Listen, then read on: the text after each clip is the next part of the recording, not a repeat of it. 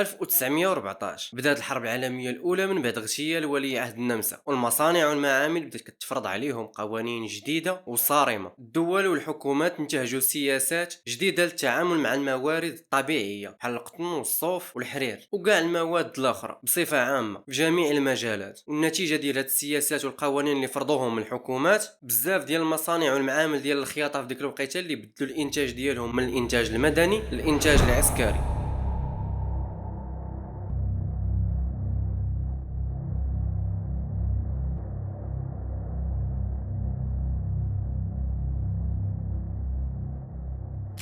وبداو كيخدموا غير لوازم الحرب بحال المونطويات والجواكط والتري ديال العسكر، السبرديلات، الصبابط وكاع الامور اللي كتساهم بشكل مباشر في الحرب. وهنا تزادت الحاجه للانتاج الكبير والسريع، وكاع مصممين الازياء اللي كانوا في ديك الوقيته تفرضات عليهم الحرب وكان خاصهم يتعاملوا معها. وهنا بدات كتبان الملابس الوظيفيه، تصاميم عمليه، تصاميم جديده وبسيطه ومريحه في اللبسه ديالها، والحوايج اللي مقاومه للبرد والشتاء. ومع الاختفاء ديال الستيل القديم والظهور ديال هاد الموديلات الوظيفيه اللي كيتناسبوا اكثر مع العمل، وهنا بدينا كنشوفوا الملامح ديال العالم المعاصر اللي بدينا كنشوفوه اليوم بدخول النساء سوق الشغل. بما ان الرجال غاديين للجبهه وغاديين يتحاربوا، بزاف ديال الوظائف والخدامين اللي كانوا محتاجين الناس اللي غيخدموا فيهم، وهنا ما كاينش بديل من غير المراه. بداو كيدخلوا بزاف ديال العيالات للشركات والمعامل، وهذا الشيء اللي عطى دفعه قويه للمجال.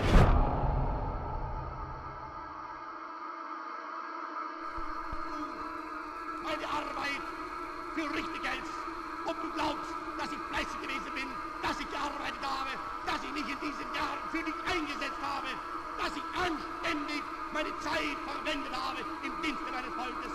Gib du jetzt eine Stimme ab. Wenn ja, dann tritt für mich ein, so wie ich für dich eingetreten bin.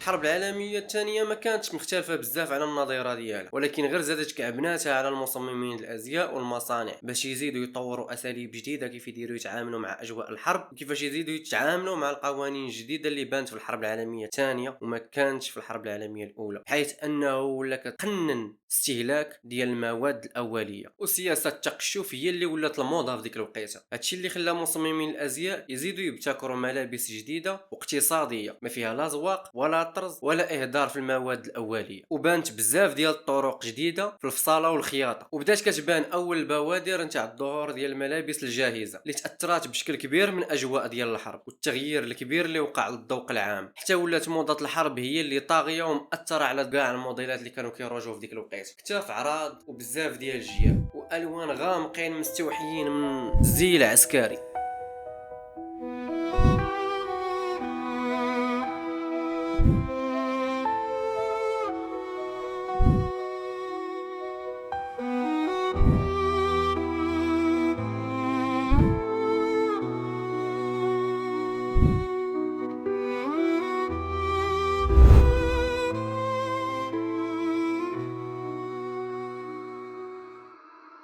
في ابريل 1945 القوات السوفياتيه دخلوا برلين العاصمه ديال المانيا، وادولف هتلر انتحر في المخبأ ديالو.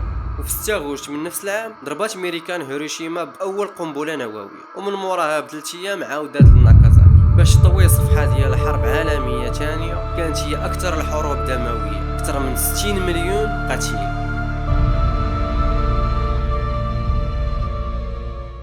هي الحرب في العالم سالات، ولكن في عالم الموضة مازال ما سالات. التحديات ديال المصممين والمصانع باقيه شاعله، نقص كبير في المواد الخام، بنيه تحتيه مدمره، واذواق مبدله بزاف، والشعوب كتعاني نفسيا واقتصاديا. وهنا بانوا مصممين بحال كريستيان ديور ابتكروا تصاميم جديده رمز للامل والانوثه، والمصانع والمعامل بداو كيسترجعوا النشاط نتاعهم تدريجيا. هنا ولا التركيز على التصاميم البسيطه والاقتصاديه، وتزادت الموضه الحديثه اللي كنعرفوها اليوم من بعد 1947 فين كريستيان ديور خرج لاول مره الموضه ديال نيو لوك، خاصر نحيف، جوبات واسعين، انوثه واضحه وطاغيه، كرد فعل على التقشف والصرامه ديال الحرب. الموضه ولات كتعبر على التحرر، على القوه الناعمه والتجديد.